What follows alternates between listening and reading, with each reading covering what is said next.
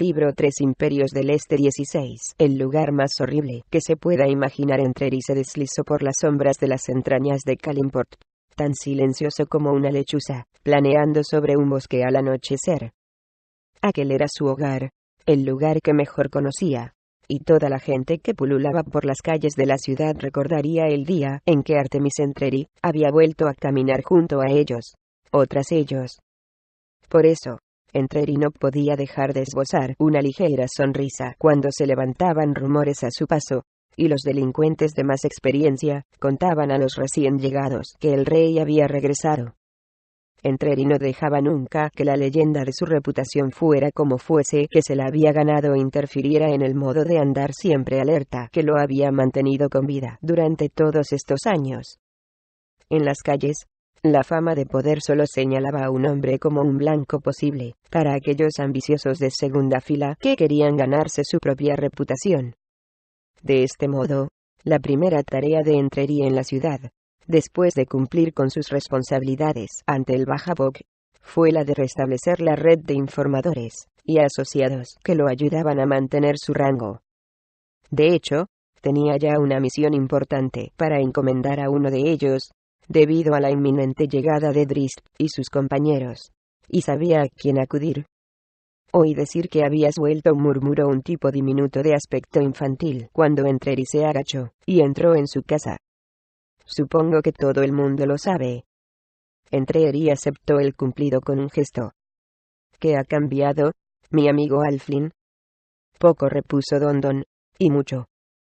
Se acercó a una mesa situada en el rincón más oscuro de sus aposentos, una habitación de una posada barata, que daba al callejón, conocida por el nombre de la serpiente enroscada.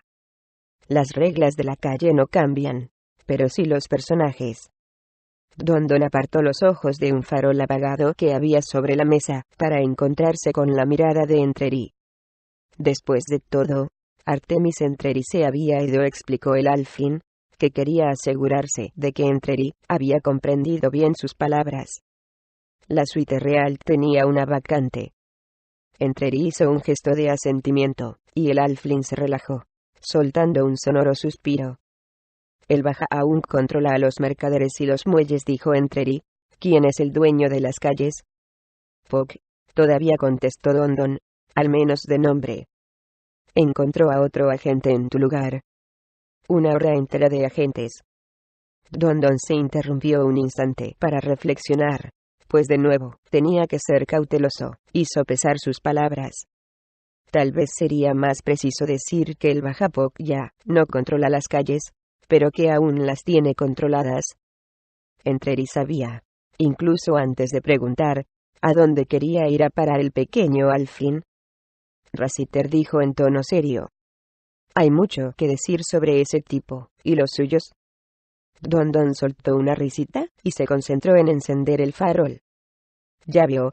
Pok maneja a los hombres rata con las riendas sueltas, y los delincuentes de la calle procuran mantenerse alejados del camino de la cofradía, razonó Entreri. Rassiter y los suyos juegan muy duro. Más dura será la caída. La frialdad que traducía el tono de voz de Entreri hizo que Dondon apartara los ojos del farol, y, por primera vez, el Alflin reconoció de verdad al antiguo Artemis Entreri, el luchador de las calles que se había creado un imperio de sombras paso a paso. Involuntariamente, sintió que un escalofrío le recorría la espalda y movió incómodo los pies. Entreri se dio cuenta de su desazón y se apresuró a cambiar de tema. Ya basta de todo esto, dijo. No tiene nada que ver contigo. Tengo un trabajo para ti que está más de acuerdo con tu talento.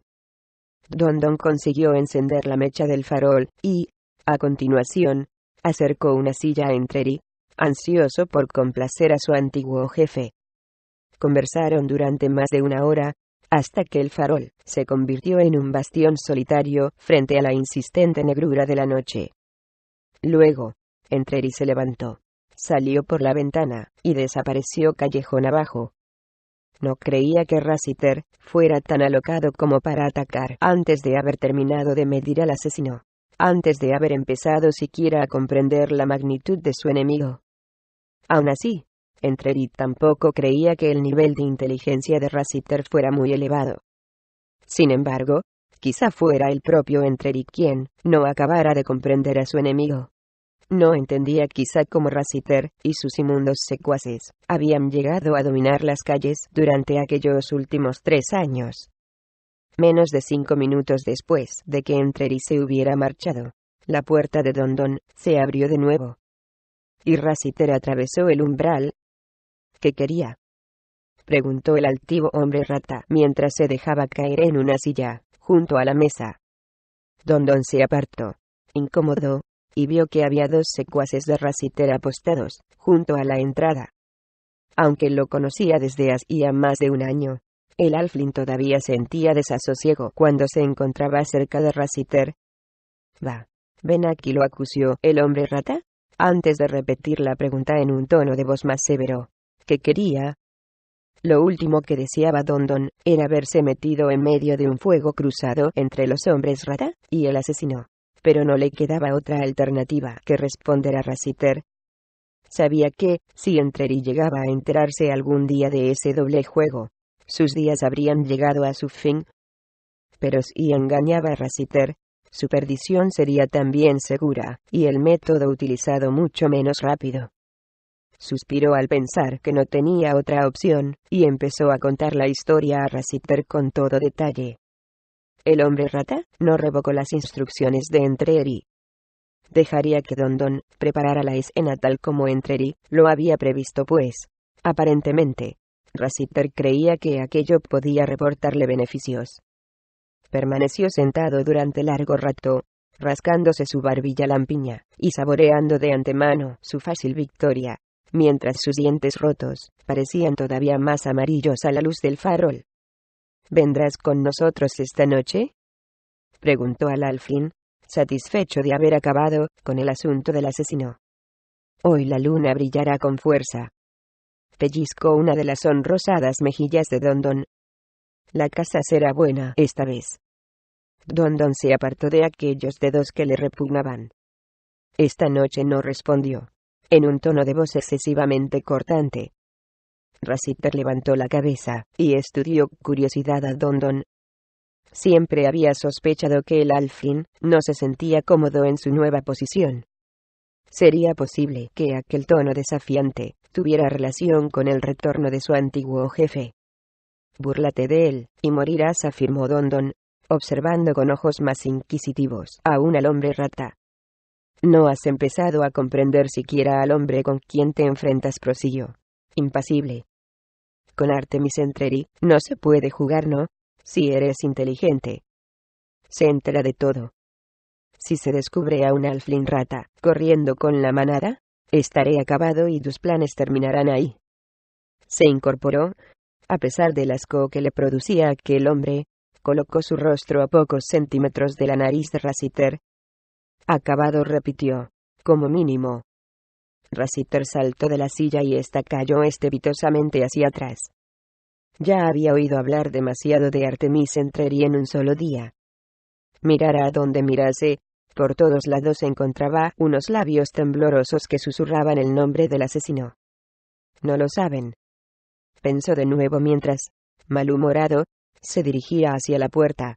«Es a Rassiter a quien deben temer».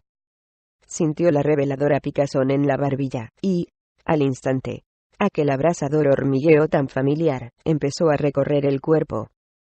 Don dio un paso atrás, y apartó la vista, pues siempre se sentía incómodo ante aquel espectáculo.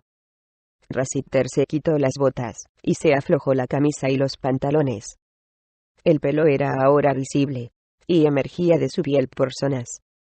Se recostó contra la pared mientras la fiebre se apoderaba de él. La piel le bullía, y se le hinchaba, en especial alrededor del rostro. Sofocó un grito, mientras el hocico se le alargaba. Aquel instante de agonía no era menos intenso que la primera vez que había sufrido su primera transformación, hacía ya mucho tiempo. Acto seguido, se colocó frente a Don, apoyado sobre 2 patas, como un hombre, pero con el cuerpo cubierto de pelo, y una larga cola que asomaba por detrás de sus pantalones, como un roedor. «¿Vienes conmigo?», preguntó al alfil. Disimulando la repugnancia que sentía, Don Don se apresuró a declinar la invitación. Al observar a aquel hombre rata, el alfil se preguntó una vez más cómo había sido capaz de permitir que Rassiter lo mordiera y lo infectara para siempre con aquella transformación de pesadilla. Te proporcionará poder, como le había prometido Rassiter. Pero, ¿a qué precio? No dejaba de preguntarse Don Don. Tener el aspecto y el olor de una rata. Aquello no era una bendición, sino una penalidad. Rassiter percibió la repulsión del alfil. Echó su hocico de rata hacia atrás, y, tras soltar un siseo amenazador, se volvió hacia la puerta. Sin embargo, antes de salir de la habitación, se giró de nuevo hacia Don Don. Mantente alejado de esto, le advirió. Haz lo que te he ordenado, y escóndete. Sin duda, así lo haré, susurró Don Don mientras la puerta se cerraba de golpe. El ambiente que, para los calicitas, distinguía a Kalimport como su hogar por encima de cualquier ciudad, pareció una maldición a los extranjeros del norte. De hecho, cuando Drizzt, Tulkar, Bruenor y Catibrie, cansados como estaban tras el trayecto de 5 días a través del desierto, observaron en la lejanía la ciudad de Kalimport, sintieron deseos de dar media vuelta y adentrarse de nuevo en las tórridas arenas. La ciudad tenía un aspecto miserable como Memnon, pero a mayor escala. Las divisiones de riqueza eran tan evidentes, que Kalimport les pareció, definitivamente, el lugar más pervertido que jamás habían visto. Mansiones recargadas y monumentos dedicados al exceso y a la ostentación de una riqueza que iba más allá de toda imaginación, destacaban en el paisaje de la ciudad. Sin embargo, junto a esos palacios, se aglomeraban calles y calles de chabolas de barro o escombros, que se caían a trozos. Los 4 amigos no podían ni imaginarse cuánta gente se apiñaba en aquel lugar, aunque sin duda vivía allí una aglomeración mucho mayor que la de Aguas Profundas y Memnon juntas. Salidalib desmontó, pidió a los demás que lo imitaran, y los guió por la última colina en dirección a la ciudad, que carecía de murallas. Los 4 amigos pronto descubrieron que la imagen de Kalimport no mejoraba de cerca. Chiquillos desnudos, y con el vientre hinchado, corrían de un lado a otro, y eran apartados con violencia, o incluso acababan bajo las ruedas de los suntuosos carruajes tirados por esclavos. Peor aún eran los costados de esas calles, pues en la mayoría de ellas habían cavado zanjas que servían de cloacas de las zonas más pobres de la ciudad. Allí se amontonaban los cuerpos de los más pobres, quienes acababan sus miserables días de esta triste manera. Estoy seguro de que Panza Redonda nunca nos habló de espectáculos como este cuando nos contaba cosas de su hogar, murmuró Bruenor, mientras se cubría el rostro con la capucha para protegerse del pestilente hedor. Lo que no acabo de comprender es cómo podía añorar un sitio como este. Es la mayor ciudad del mundo, exclamó Salidalib, alzando las manos para dar mayor énfasis a sus palabras. Tulkar, Bruenor y Catibrie le dirigieron sendas miradas de incredulidad. Hordas de gente hambrienta que suplicaban una limosna no era precisamente su idea de la grandeza. Sin embargo, Drizzt no prestaba atención a las palabras del mercader, pues estaba concentrado en hacer la inevitable comparación entre Kalimport y otra ciudad que había conocido, Menzoberranzan. De hecho, existían ciertas similitudes, y la muerte no era menos frecuente en su antiguo hogar que allí. Pero, en cierta forma, Kalimport parecía mucho peor aún que la ciudad del Drow. Incluso el más débil de los elfos Drow tenía medios para protegerse, pues poseía unos lazos de familia muy fuertes, y unas mortíferas habilidades innatas. Por contra, los desgraciados habitantes de Kalimport, y más aún sus hijos, parecían sumamente desvalidos y desesperanzados. En Menzoberranzan, aquellos que pertenecían a los sectores más pobres de la ciudad podían luchar por conseguir mejorar su modo de vida. Pero para la mayoría de la población de Kalimport, su único horizonte era la pobreza, una escuálida existencia, sin futuro, hasta que acababan siendo arrojados a los montones de cuerpos de las cloacas, para ser pasto de los buitres. Llévanos a la cofradía del Bajapok, ordenó Drist, que deseaba acabar con aquel asunto, y salir cuanto antes de Kalimport. Luego, podrás irte. Salidali palideció ante aquella orden. Ed Bajapok balbuceó. ¿Quién es? Va. Le espetó Bruenor, acercándose peligrosamente a él. Lo conoce de sobra. Seguro que sí, intervino Catibrie. Y lo teme. Salidali no, empezó el mercader. Centella salió de su vaina, y fue a parar bajo la barbilla del mercader, silenciando de inmediato al hombre. Drist se descolocó un poco la máscara, para recordar al hombre su verdadera naturaleza. Una vez más, su severa expresión turbó a sus propios amigos. Pienso en mi amigo, dijo Drist en un tono de voz bajo, observando la ciudad con ojos abstraídos. Al que pueden estar torturando mientras nosotros nos retrasamos. Desvió la vista hacia Salidali. Mientras tú te retrasas. Nos llevarás ahora mismo a la cofradía del Bajapok, repitió con más insistencia, y luego quedarás en libertad. Pok. Así, Pok. Respondió el mercader. Salidali conoce a ese hombre. Sí, sí. Todo Edmundo conoce a Pok. Sí, sí. Os llevaré allí, y luego me iré. Drist volvió a ajustarse la máscara, pero mantuvo la expresión severa. Si tú, o tu pequeño compañero, intentáis huir, afirmó con tanta calma que ni el mercader ni su ayudante dudaron un momento de sus palabras. Os perseguiré y os mataré. Los tres amigos del Drow se encogieron de hombros, confusos, e intercambiaron unas miradas de preocupación.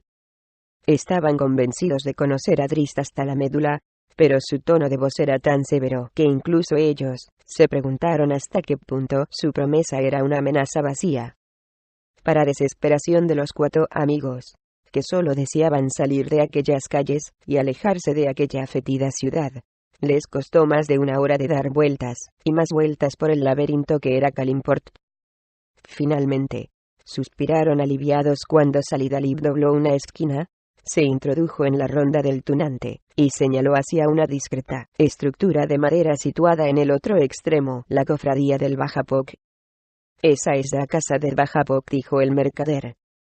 Ahora, Salidali coge 2 caballos, y se va de regreso a Memnón. Pero los 4 amigos no estaban dispuestos a deshacerse tan deprisa del mercader. Me parece a mí que Salidali se irá directo a hablar con Pok para contarle unas cuantas historias de nosotros, gruñó Bruenor. Bueno, tenemos un sistema para impedírselo, intervino Catibrie. Tras guiñar maliciosamente un ojo a Drist, se acercó al mercader, que la observaba con una mezcla de curiosidad y miedo, mientras rebuscaba en su bolsa.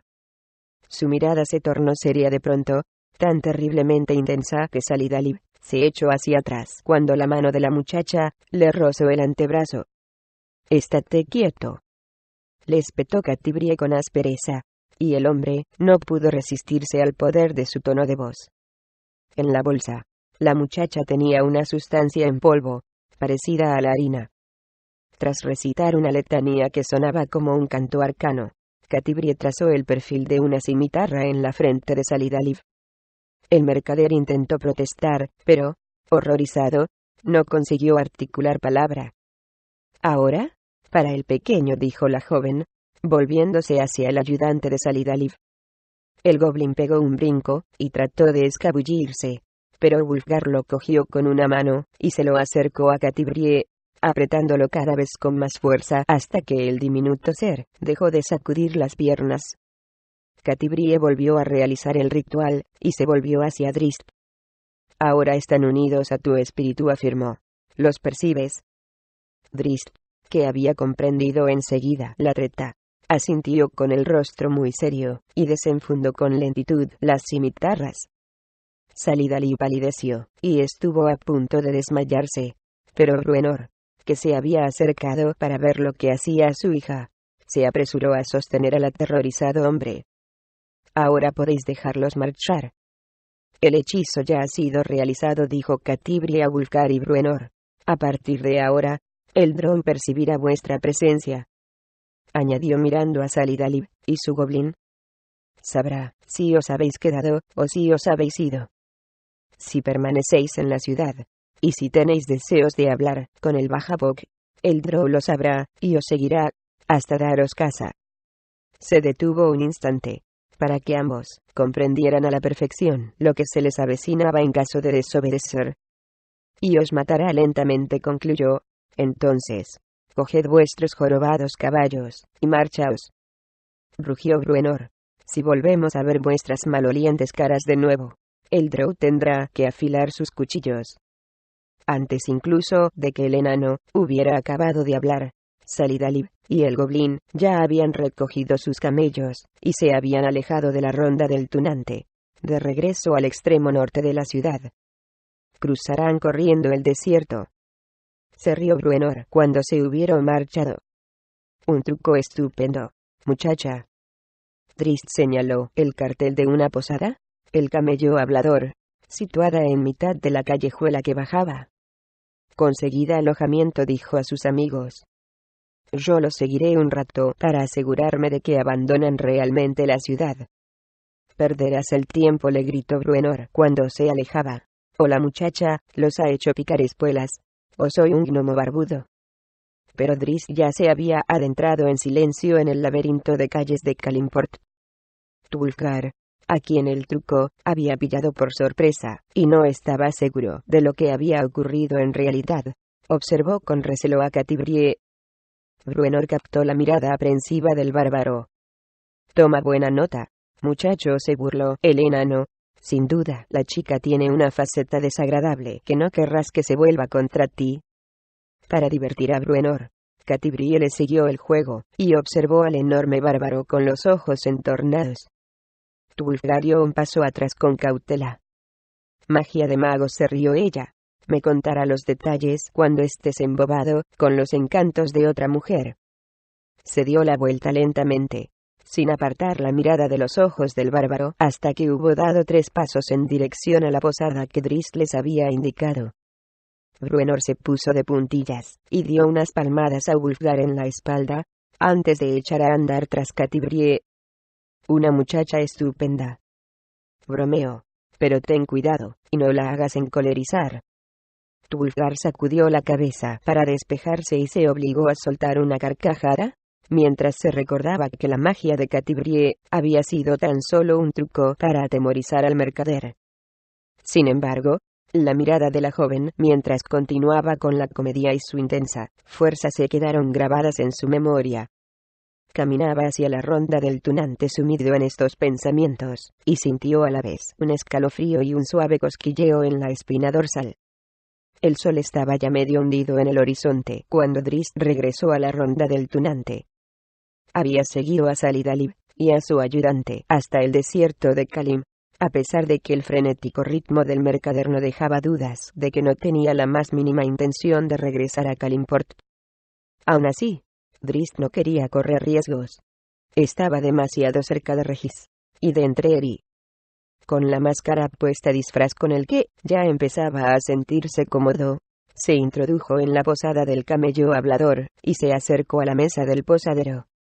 Lo recibió un hombre sumamente flaco, de piel curtida, que mantenía en todo momento la espalda contra la pared y desviaba la cabeza derecha e izquierda con gran nerviosismo. 3 amigos, dijo Drist con brusquedad. Un enano, una mujer y un gigante de pelo rubio. Al final de la escalera, le dijo el hombre. A la izquierda. Serán 2 piezas de oro, si quiere pasar la noche. Alargó una mano huesuda. El enano ya le pagó la estancia, respondió Drist en tono severo, mientras empezaba a alejarse.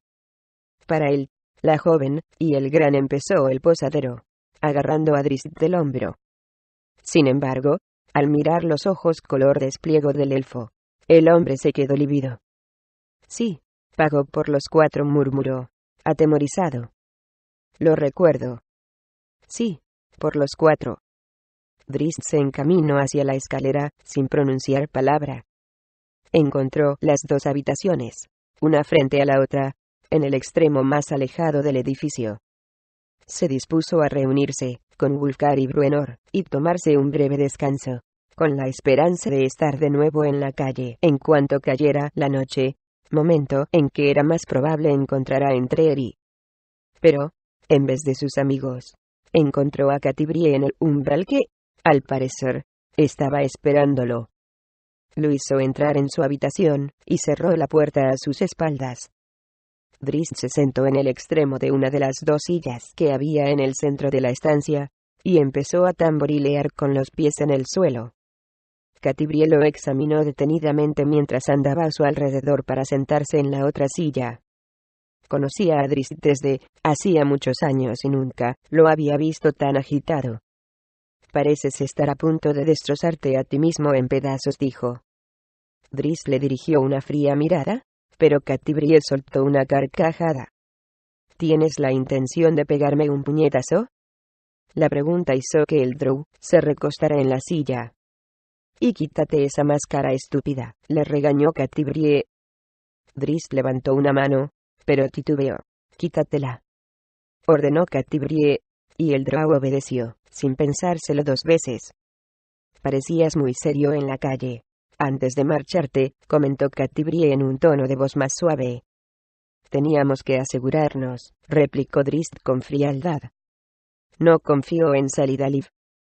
«Ni yo tampoco», admitió Catibrie, «pero, por lo que veo, todavía pareces preocupado».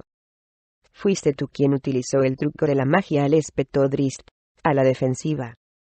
«En aquel momento, tú también tenías el semblante muy serio». La muchacha se encogió de hombros. «Tenía que disimular», comentó, «pero dejé de hacerlo cuando el mercader se marchó». «Sin embargo», tú, añadió en tono acusador, inclinándose hacia adelante, y colocando una cálida mano sobre la rodilla de Drizzt, «los amenazabas de verdad.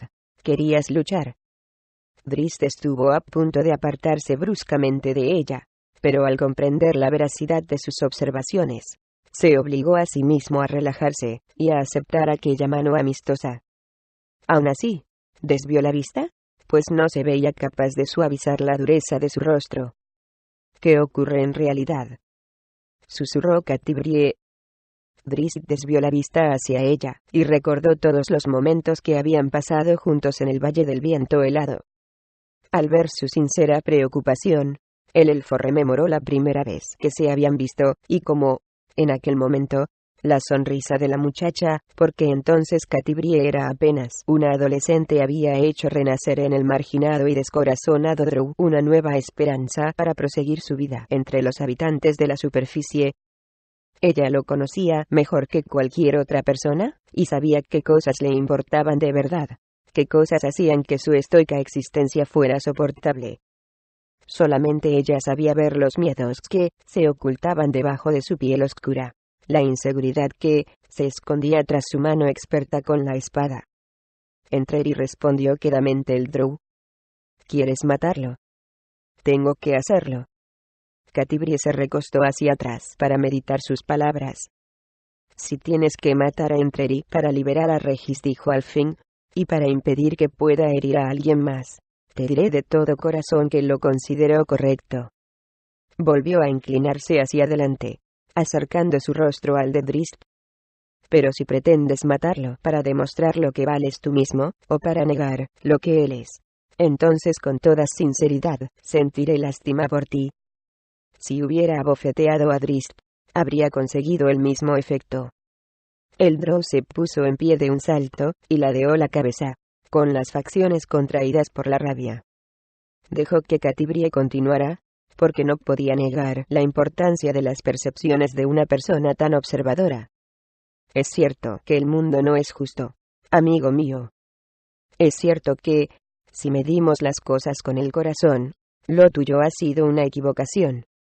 Pero, ¿estás persiguiendo al asesino por tu propia rabia? Matando a Entreri, conseguirás corregir ese error. Drizzt no respondió, pero sus ojos volvieron a adoptar una expresión severa. Mírate en el espejo, Drizzt Do'Urden. Prosiguió Catibrie, sin la máscara. Matar a Entreri no cambiará el color de su piel, ni el de la tuya. Drizzt se sintió de nuevo herido, pero esta vez comprendió que había una verdad innegable en sus palabras. Volvió a dejarse caer en la silla, y observó a Catibrie como nunca lo había hecho hasta ahora. ¿En qué se había convertido la pequeña de Bruenor? Ante él se erguía toda una mujer, hermosa y sensible, capaz de desnudar su alma con unas pocas palabras. Era cierto que habían compartido muchas cosas, pero ¿cómo podía conocerlo tan bien? Y, ¿cuándo había tenido tiempo para hacerlo? Tienes amigos que te aprecian de verdad, continuó Catibrie, y no por el modo en que manejas una espada. Pero, si aprendieras a mirar, descubrirías a otras personas dispuestas a considerarse amigos tuyos, si te mostraras amable con ellos. Drizzt consideró sus palabras. Recordó el duende del mar, al capitán Deudermont y su tripulación, que habían decidido apoyarlo incluso después de conocer quién era en realidad. Y si alguna vez aprendieras a amar, prosiguió Catibrie con una voz apenas audible, estoy segura de que dejarías que las cosas siguieran su curso. Drizzt Do'Urden. El drow examinó a la muchacha con intensidad, y vio la luz que había en sus ojos oscuros y almendrados. Intentó desentrañar lo que le estaba explicando, el mensaje personal que él enviaba. De repente, la puerta se abrió de par en par, y Wulfgar se precipitó en la estancia, con una amplia sonrisa en el rostro y un brillo de ansia de aventura en sus ojos. Me alegro de que estés de vuelta, dijo dirigiéndose a Drizzt. Luego, se acercó a Catibrie por detrás, y apoyó los brazos sobre sus hombros con un gesto cariñoso. Ya es de noche, y la luna asoma por el horizonte. Ha llegado el momento de empezar la caza. Catibrie puso su mano sobre la de Wulfgar, y le dedicó una sonrisa embelesada. Drizzt se alegró de que, por fin, estuvieran juntos de nuevo. Ambos iban a vivir una vida llena de bendiciones, rodeados de hijos que serían la envidia de todas las tierras del norte. Catibrie volvió a observar a Drizzt. Es solo para que medites sobre eso. Amigo mío, concluyó con voz muy queda y sosegada. ¿Estás más preocupado por el modo en que el mundo te ve, o por el modo en que crees que te ven? La tensión desapareció de golpe de los músculos de Drizzt. Si las observaciones de Catibrie eran ciertas, tenía que reflexionar mucho rato sobre todo eso. Empieza la caza, gritó Catibrie, satisfecha de haber conseguido decir lo que quería. Se puso en pie, y se encaminó con Wulfgar hacia la puerta. Pero, antes de salir, se volvió una vez más hacia Drizzt, y le dirigió una mirada que le hizo pensar en que, allí en el Valle del Viento Helado, tal vez debía de haber pedido algo más a Catibrie, antes de que Wulfgar entrara en su vida. Drizzt suspiró mientras salían de la estancia, e instintivamente cogió la máscara mágica. ¿Instintivamente? ¿Cómo?, se preguntó. La dejó caer de pronto, y se recostó en la silla, sumido en sus pensamientos, con las manos entrelazadas en la nuca. Echó un vistazo esperanzado a su alrededor, pero en la habitación no había espejo alguno.